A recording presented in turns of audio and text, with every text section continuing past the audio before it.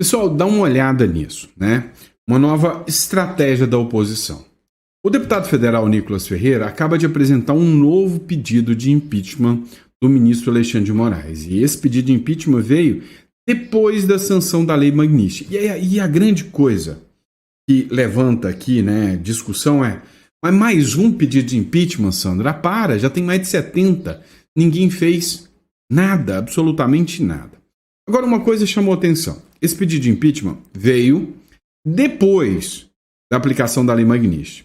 O Nicolas escreveu o seguinte: olha, diante dos fatos recentes, gravíssimos, que culminam na sanção internacional do ministro Alexandre de Moraes pelos Estados Unidos, com base na Lei Magnitsky, instrumento jurídico reservado a violadores de direitos humanos e corruptos, venho informar que irei protocolar mais um pedido de impeachment desse ministro, que já não representa a justiça, mas sim o autoritarismo travestido de legalidade, ou que anunciou o Nicolas Ferreira. Tá, agora novidade nenhuma, você concorda? Só que é aqui que mora o detalhe. A oposição anunciou que vai abandonar todas as pautas e o foco total será, a partir de agora, depois da aplicação da Lei Magnitsky, o pedido de impeachment do ministro Alexandre de Moraes. Segundo informações, os ministros do Supremo Tribunal Federal estão assustados com o impacto que pode vir dessa Lei Magnitsky. E aí, adivinha, os senadores também. Então, esses deputados vão correr atrás de assinatura de senadores. Esses senadores, por sua vez, assinarão o pedido de impeachment do ministro Alexandre de Moraes, demonstrando apoio total, né, ao impeachment do ministro.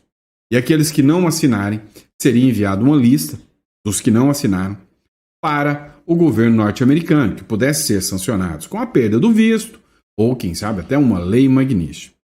O Marco Rubio, que é o senador, que é o assessor direto da Casa Branca, né, o secretário da Casa Branca do governo norte-americano, ele abriu a estratégia.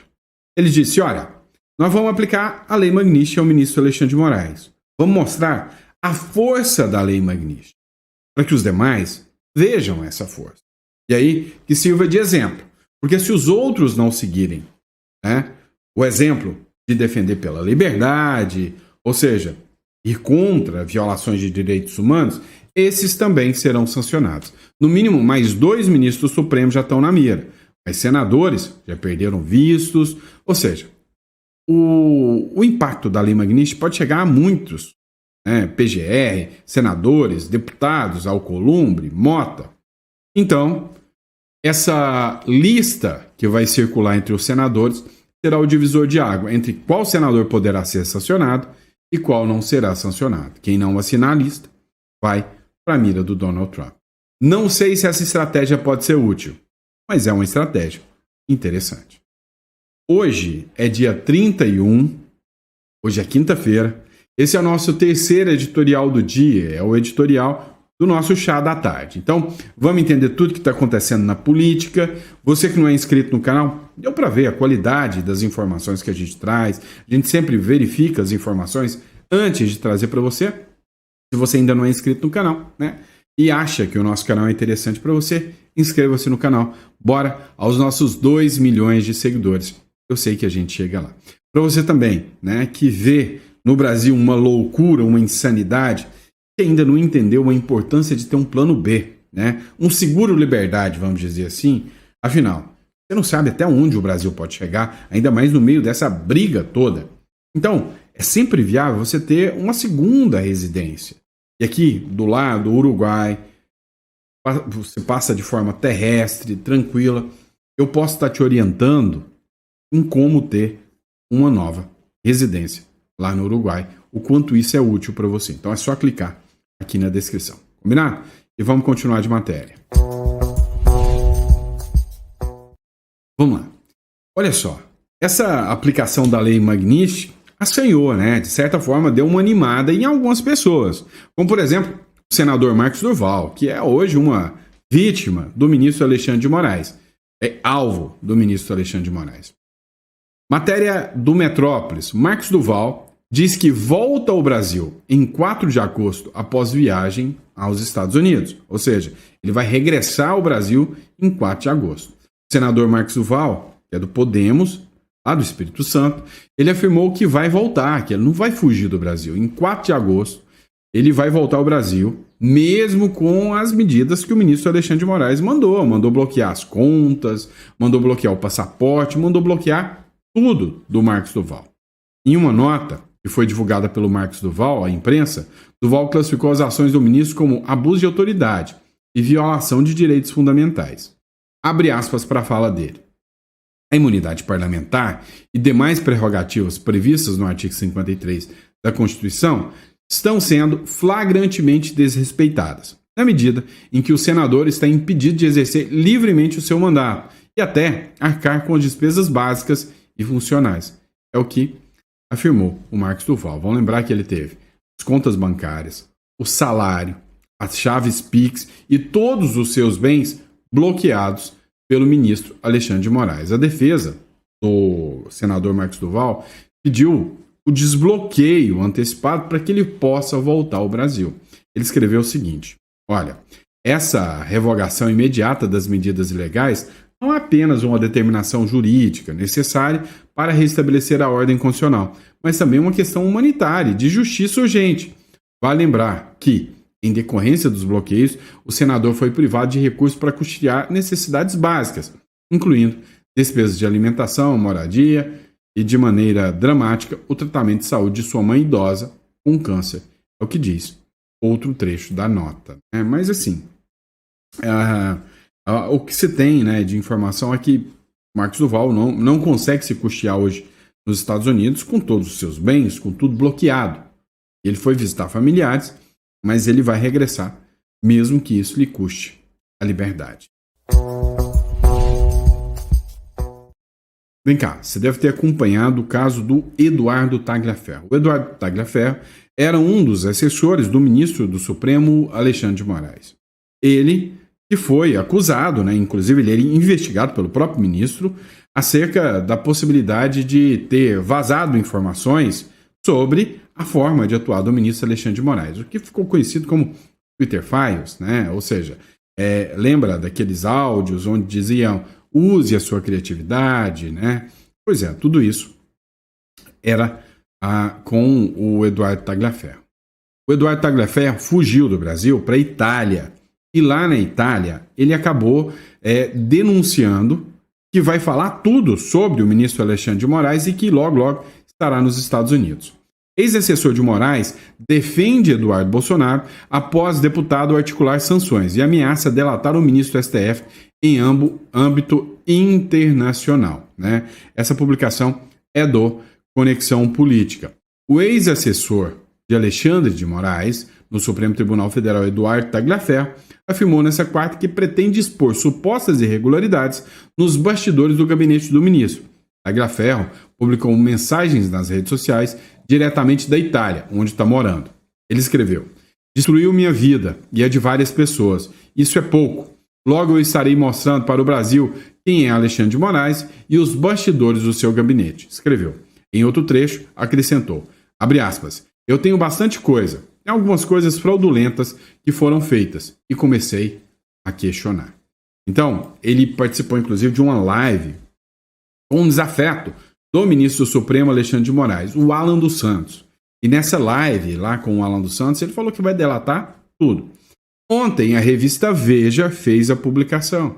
E nessa publicação, a revista Veja falava, olha, ex-assessor de Moraes foge para a Itália e ameaça fazer revelações. Eduardo Tagliaferro foi indiciado pela Polícia Federal por divulgação de diálogos do ministro, o que ele parece confirmar num vídeo com um blogueiro bolsonarista, que é o Alan dos Santos. Detalhe, essa matéria da Veja foi excluída da internet. Então, quando você tenta acessar, você não tem mais acesso. Mostra, né, que se realmente o Eduardo Tagliaferro conseguir chegar até os Estados Unidos, ele vai fazer denúncias contra o Alexandre de Moraes lá nos Estados Unidos. Agora, a grande questão é, ele já é investigado. E aí, a chance de ser enfiado dentro de uma lista da Interpol é grande, tá? É muito grande. Talvez de nem chegar nos Estados Unidos. Olha só, figuras americanas estão de olho, né, no ministro do Supremo Alexandre de Moraes. O Sam Puncher, uma das figuras hoje mais conhecidas no Twitter, ele fez uma nota, né, sobre o ministro do Supremo Alexandre de Moraes. Ele escreveu o seguinte: o congelamento dos ativos da Starlink, quando o X foi bloqueado no Brasil, foi citado no decreto de Trump, justificando o tarifaço ao Brasil. Quando empresas americanas se recusaram a cumprir essas ordens, Moraes impôs multas substanciais. Ordenou a exclusão das empresas do mercado de mídias sociais no Brasil. Ameaçou seus executivos com processos criminais e, um caso, congelou ativos de uma empresa americana no Brasil, na tentativa de coagir o cumprimento. A nota que ele fez aqui, citando aqui, né, o trecho da nota da própria Casa Branca. Ou seja, as figuras que participaram de todo esse processo esperava que o ministro Supremo Alexandre de Moraes tivesse um apoio internacional. Não é o que está acontecendo, neste caso, da Lei Magnitsky. Inclusive, aqui dentro também, parece que o apoio já está minando. Eu quero que você acompanhe no próximo bloco comigo uma matéria, né, que foi publicada na UOL, que literalmente é preocupante para os ministros e para o próprio Lula, porque parece que até o UOL já está soltando a mão do Lula. Olha só, na minha visão sincera, o UOL é uma das mídias mais militantes do Brasil, mais esquerdista. E aí o que me chamou a atenção é que hoje a Amanda Klein, que é uma das jornalistas da UOL, ela fez críticas ferrenhas e pesadas, inclusive sobre o governo Lula. Eu quero que você acompanhe aqui comigo.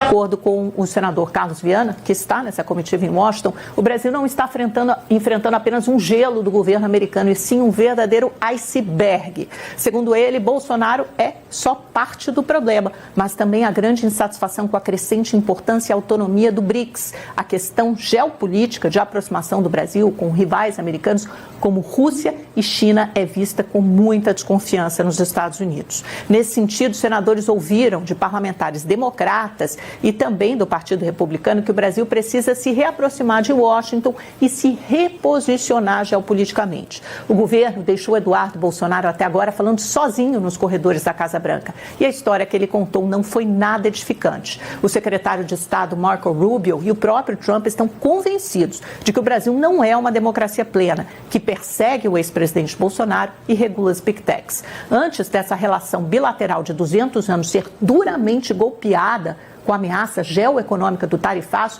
ela foi subestimada e menosprezada pelo governo brasileiro. A leitura errada direcionou toda a energia para o sul global e deixou em um distante segundo plano a relação com os americanos. Pagamos o preço, sim, das loucuras de Trump, mas também do sentimento anti-americano do governo brasileiro. Uau! Vocês viram? É a UOL, né? Ou seja, todo mundo já percebeu. Cadê aquele discurso que a mídia estava falando? É culpa do Bolsonaro, né? Aquele discurso acabou.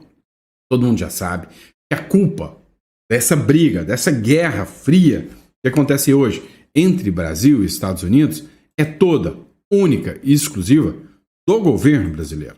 E aí o interessante é que mesmo, né, falando o que é certo, eles dão aquela tendência para a esquerda, falando, olha, o Eduardo Bolsonaro foi lá e contou uma historinha e eles acreditaram. Será que é historinha mesmo? Como é bom um jornalista desmentindo outro. Nesse bloco agora, nós vamos colocar o jornalista do Metrópolis, né? E vocês vão entender se realmente há uma historinha ou o Brasil, na visão do Trump, que é antidemocrático, realmente faz jus à interpretação do Trump. O jornalista Mário Sabino, do Metrópolis, ele não poupou palavras, não. Ele expôs, ele foi um verdadeiro delator, vamos dizer assim, do ministro do Supremo Alexandre de Moraes e do autoritarismo que ele, né, supostamente foi vítima. Supostamente é só para evitar treta mesmo, né? Porque todo mundo sabe o que acontece no Brasil. Escuta só. Eu acho interessante aos espectadores ouvir quais são as explicações, porque o Bolsonaro aqui entra como uma coisa entre outras. Boa parte do que está aqui, o ministro fez. Né? O que chama atenção, né, Mário, é a quantidade de vezes que eles citam jornalistas, né? Porque a gente sabe, né, que quando há esse instituto, né, do jornalista, do cerceamento à liberdade de imprensa, a questão fica, né, mais dramática ali. Você está diante de um jornalista, aliás, o primeiro jornalista que foi atingido pelo Alexandre de Moraes, certo? E que continua no inquérito das fake news por ter publicado na revista que fundou uma reportagem verdadeira sobre o ministro Dias Toffoli. Eu sofri censura, eu fui levado, quer dizer, fui intimado a comparecer diante de um delegado da Polícia Federal que não sabia se eu estava ali na condição de investigado, de testemunha, de colaborador. Foi a situação mais e literalmente kafkiana que eu já enfrentei. Eu sofri na pele com uma ação do Alexandre de Moraes. E ainda estou no inquérito, do qual se recusam a meditar. Muito do que está aqui, né, nessa ordem, nessa aplicação da Lei Magnitsky, né, nas suas fundamentações, tudo isso, boa parte disso é verdade, infelizmente. E a gente vem, aliás, os jornais também, principalmente o Estadão e editoriais, já vinham chamando a atenção para a escalada autoritária do ministro. Agora, quem age politicamente acaba ficando suscetível a reações políticas, né, Andresa? Então, enfim, eu acho. Pois é, teve coragem, né? Teve coragem em falar. Os ministros do Supremo, dessa vez, eles estão bem tranquilos, né, em relação às suas medidas. Ou seja, em suas palavras. Estão calmos. Não estão naquela fala mais virulenta que usavam antes, não. Parece que a piada está virando pesadelo. No próximo bloco, nós vamos acompanhar aqui a resposta do Paulo Figueiredo, né? E aí o jornal Metrópolis fez uma matéria dizendo que Paulo Figueiredo ameaça o ministro Gilmar Mendes. Você vai acompanhar isso comigo. Olha só. Logo depois da Lei Magnitsky, o ministro Gilmar Mendes, em solidariedade ao Alexandre de Moraes, escreveu o seguinte: olha, diante dos ataques injustos, declaro integral apoio ao ministro Alexandre de Moraes, ao conduzir com coragem, desassombro, a função de relator de processos que envolvem acusações graves, como um plano para matar juízes e opositores políticos e a tentativa de subversão do resultado das eleições. Ora, matar juiz, o próprio Alexandre, que é o julgador? Só para lembrar, o ministro Alexandre de Moraes tem prestado serviço fundamental para a preservação da nossa democracia. Sobre os acontecimentos de hoje, é importante que se diga: a independência do Poder Judiciário brasileiro é um valor inegociável e o Supremo Tribunal Federal seguirá firme no cumprimento das suas funções. Olha, totalmente interessante essa situação, porque o Paulo Figueiredo escreveu o seguinte: oi, obrigado.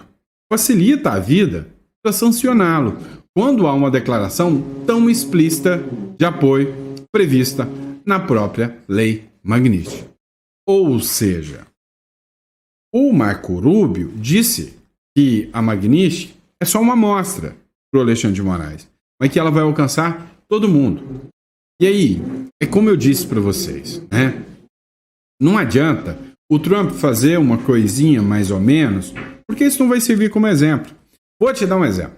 O 8 de janeiro, quando aconteceu, a Catanhede, que é uma jornalista, ela falou o seguinte: olha isso, pessoal, nós estamos deixando de lado aqui, porque a punição aos presos do 8 de janeiro, ela tem que servir como exemplo. Por isso, nós vamos pegar velhinhas, vendedor de pipoca, e vamos mandar para 17 anos na cadeia. Ou seja, serviu de exemplo para os demais. É exatamente o que o Marco Rubio quer fazer com o Alexandre de Moraes, que ele sirva de exemplo aos demais. E aí, o que pode vir disso? Não sabemos. Mas estamos acompanhando, ansiosos, as cenas dos próximos capítulos. Agora, sempre é interessante, né? Tá viralizando um vídeo da turma do MBL, do Mamãe Falei, né? Ele, né, fez assim, produziu um vídeo muito satisfatório, tomou uma resposta do Paulo Figueiredo, não vou colocar, porque eu achei um pouco de baixo calão, tá? Mas eu queria que você escutasse aqui, né, o vídeo do pessoal do MBL. Dá uma olhada. Você que tá cheio de compromisso aqui, ó, mas ó, dá pra ver aqui? Não dá, né? Nós estamos no dia 30, que é uma quarta-feira. 24 horas vai dar quinta-feira, meio-dia. 48 horas vai dar sexta-feira, meio-dia. 72 horas vai dar sábado, dia 2 de agosto, meio-dia. Eu faço uma aposta com vocês aqui. Recortem isso, recortem isso. Cortem isso e me cobrem na segunda-feira, porque eu gosto dessas coisas que tem prazo rápido, isso é muito bom. Não vai acontecer nada. Anota aí, Ana, por favor. Segunda-feira, meio-dia, a gente vai reagir a esse mesmo vídeo e eu vou falar pra você que nem o Alexandre de Moraes e nem o Gilmar Mendes estão um pingo preocupados com os trabalhos de Eduardo Bolsonaro e Paulo Figueiredo. Por favor, cara, eu estou dando mais um presente pra vocês. Eu quero chegar na segunda-feira e falar, mano, ferrou. Eu falei um negócio pra vocês e eu estava errado. O Gilmar Mendes aqui, agora o cara tremeu, mano. O cara tremeu. O cara falou, mano, livraram ele de uma parada, mas agora, assim, o dele tá na reta. E o Alexandre de Moraes, ele tá brigando com o Gilmar Mendes, porque, mano, como é que o Gilmar Mendes se livrou dessa? E ele se ferrou, sei lá, ele perdeu a casa dele. Ele está agora pagando, sei lá, metade do salário de indenização de danos morais ao povo brasileiro, sei lá, né? Ou ele deu a anistia do Jair Bolsonaro que tanto quiseram. Tic-tac, 72 horas, contando tempo! Cara, que patético, né? Que patético. Assim, essa turma do MBL poderia ser uma turma que realmente estaria defendendo pautas, né, importantes, né? Eu até gosto do deputado federal Kim Kataguiri, né, algumas posturas dele. O Arthur do Mamãe Falei, até algumas coisas. Mas assim, como se perderam, né? Sabe, viraram um bando de blogueirinho. Preocupação com o país, com liberdade, é zero. O ranço, a raiva, ele, o Nando Moura e os demais, o ranço, a raiva do Bolsonaro, cegaram essa gente de uma maneira que se eles precisarem entrar num palanque junto com o PSOL contra o Bolsonaro, eles vão fazer. Eles já até fizeram isso. Então, assim, eu não tenho nada contra esses caras. Só que eu falo, há muito tempo o MBL passou a ser para mim, mais um centrão do sistema. Se dizem direita, mas não vejo direita nisso. Direita, sabe, pelo menos tem coragem de enfrentar os casos de frente, né? De dizer realmente o caos que o Brasil está se tornando. Os caras têm medo de enfrentar o Lula, têm medo de fazer críticas ao judiciário brasileiro. E aí, cá entre nós, tem que ser muito ridículo para não assumir que o judiciário brasileiro é um grande problema. Já vi muitas falas do Kim nesse sentido, mas assim, é uma turminha que precisa amadurecer demais. Poderiam ser um grande nome, né, em busca de pautas relevantes para o Brasil, mas é uma turminha que realmente, né, envergonha, tá? Dá vergonha. Inclusive, as informações, eu não sigo os caras muito, a informação que a gente tem é que essa turminha apagou o vídeo e saiu correndo. É feio, o Mamãe Falei não é o tipo de cara que fica fugindo do debate, nem nada disso, mas assim, podia largar o ódio ao Bolsonaro de lado e esquecer Bolsonaro. Foca agora, né? Porque vocês não vão ganhar protagonismo, né? E olha, vocês sabem muito bem de quem está falando aqui, né? Eu sou crítico também, mas essa turminha do MBL, cara, os caras tinham que focar no real e tentar querer o protagonismo que o bolsonarismo conseguiu, tá? Então, estão muito errados em tentar ofuscar o Bolsonaro para conseguir protagonismo. Se fizessem o que é certo, o protagonismo vem. O povo gosta disso, né? Vexatório o papel que essa turma tá se prestando. E aí, só para sacanear, né? Assim, nem acho que é um vídeo que tem muito sentido do Eduardo Bolsonaro. O Eduardo Bolsonaro acabou postando um vídeo, né? Não vou colocar o áudio, não. Onde ele fala o seguinte: olha, eu tive. Bem, pessoal, vou colocar o vídeo para vocês aqui, tá? Ó, o Eduardo Bolsonaro posta foto emocionado, a gente vê que ele tá emocionado, né? De que ele fez uma promessa para não comer chocolate. Dá uma olhada. Eu ontem comprei esse Häagen-Dazs aqui, né? Tava comendo com minha filha. E eu tinha que separar os pedaços, né? Que vem aqui no meio, que ele tem uma casquinha que tem um chocolate. Porque eu tinha feito a promessa de que eu não comeria chocolate enquanto o Alexandre de Moraes não fosse sancionado, né, individualmente pela lei Magnitsky. E hoje, né, hoje já dá pra comer tranquilo. Vamos agradecer a Adriana, minha esposa também, que me orientou a fazer essa promessa.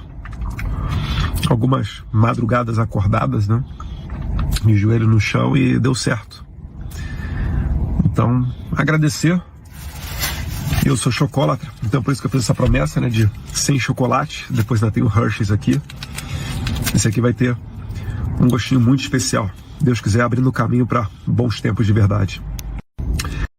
Pessoal, assim, até parece pequeno, mas eu entendo, né, o Eduardo Bolsonaro nessa visão dele de, sabe, de dever cumprido do cara, né? Enquanto o cara foi pra lá, virou alvo de crítica, igual essa turminha do MBL, que ficou aqui só gravando videozinho e tal, e atacando o cara. Então, assim, eu até falei no início aqui, não, mas não tem muita relevância porque ele só tá comendo chocolate. Erro meu, tá? Pelo contrário. Recebe os louros, recebe o mérito disso aqui, porque assim, é a vitória dele, né? É o prêmio dele, da sensação da vitória em algo que ele buscou, que foi as sanções ao ministro Alexandre de Moraes. Então, realmente, o Eduardo Bolsonaro pode ter certeza, né? Se acontecer um recuo, parte do autoritarismo que acontece hoje no Brasil, assim, o grande herói desse recuo é o Eduardo Bolsonaro, não é a turminha do MBL que ficou fazendo videozinho, não. Né? Então, assim, retiro o que eu disse, que é um vídeo sem importância porque ele só tá comendo chocolate, não é não. É algo bem mais importante, tá? É algo bem mais importante, é por isso que eu preferi colocar o vídeo para vocês. Agora, outro ponto interessante, né? Foi um vídeo de outra figura, né? Não dá para colocar o mérito só no Eduardo Bolsonaro. Outro também que teve um mérito muito grande de interlocuções, participou de audiência dentro do Congresso norte-americano, foi o Paulo Figueiredo, né? Outra figura que é odiada pelo ministro Alexandre de Moraes e pelas figuras do Supremo Tribunal Federal todo, né? Olha só o trecho desse vídeo aqui, né, onde ele diz, olha, essa sanção do Alexandre de Moraes pode ser apenas o começo. Acompanha. Entendam o que eu estou falando. As sanções Magnitsky contra ministros do Supremo Tribunal Federal estão chegando. A partir daí, se os ministros optarem por reagir, eles correm o risco de causar o colapso do sistema bancário brasileiro. Desobedecer às sanções do OFAC significa multas bilionárias para os bancos do Brasil e a possibilidade da desconexão destes bancos do sistema financeiro internacional. O mercado bancário brasileiro é extremamente concentrado e extremamente interconectado, local e globalmente. Se atinge 2 ou 3 bancos, você gera um efeito em cascata que destrói a economia do Brasil. Estamos falando de dólar em patamares nunca antes vistos no país. Algo que já está ruim pode ficar ainda pior. E o que pode impedir isso de acontecer? Só os ministros do STF. A pergunta que eu faço a você que tem investimento no Brasil, você confia no bom senso de Alexandre de Moraes e dos outros do STF? Vejam, há uma saída para o Brasil. Não há mais saída para o Moraes, mas há saída para o país. E ela passa pela anistia ampla, geral e restrita. Quanto antes as pessoas entenderem isso, que essa é a única saída, esse vai ser o primeiro passo para a solução dessa crise. Que Deus tenha misericórdia, porque senão o Brasil vai quebrar. Pois é uma coisa que eu venho falando para vocês há muito tempo, né? Se eles dobrarem a aposta, vai sentir um impacto gigantesco. Agora vem cá, eu vou falar uma coisa, vocês vão ficar pistola comigo, vocês vão ficar bravos demais, né? Eu acho que o Lula é uma figura muito inteligente. O Lula é mais inteligente do que até o próprio Elon Musk. E eu sei que você vai ficar bravo com o que eu falei, porque o Elon Musk precisa de foguetes. O Lula mandou o Brasil para o espaço e nem foguete ele precisa. Ele é mais inteligente que o Elon Musk. Mas vamos lá. Brincadeira à parte, piadinha sem graça, né? Próxima matéria, vem comigo. É o seguinte, pessoal. A gente precisa discutir sobre o que está acontecendo aqui dentro do país também. Sobre a questão dos deputados que perderam seu mandato. E aí, eles resolveram fazer aquilo que eu já venho falando para vocês há muito tempo. Fazer o quê? Greve de fome. Meu amigo. Deputados. Câmara declara perda de mandato de 7 deputados federais. Pois é, o STF já tinha dado uma decisão onde mudaram a regra sobre a distribuição das chamadas sobras eleitorais. É só uma coincidência, tá? Mas vai pegar a maioria de deputados de direita. Inclusive, uma delas vai ser a Silvia Wanhampi. Silvia Wanhampi vai perder o mandato também. Ó. A Câmara segue decisão do Supremo e declara a perda de mandatos de 7 deputados federais. Quem declarou a perda não foi o Supremo. O Supremo mudou a regra.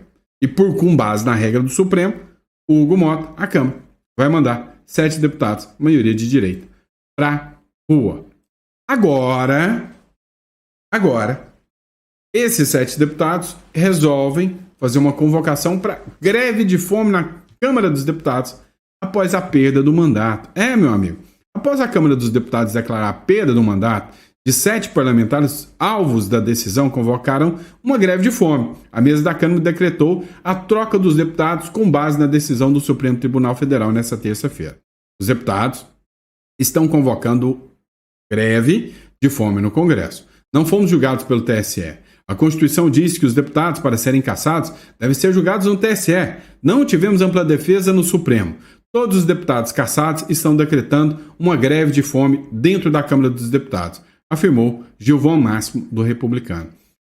Meu recado para vocês, que se danem, tá? Que façam a greve de fome sozinhos vocês, porque há muito tempo, né, quem é deputado que defende realmente direito à ampla defesa, contraditório, deveria estar defendendo o povo do 8 de janeiro, e essa greve de fome já deveria estar acontecendo há muitos dias atrás.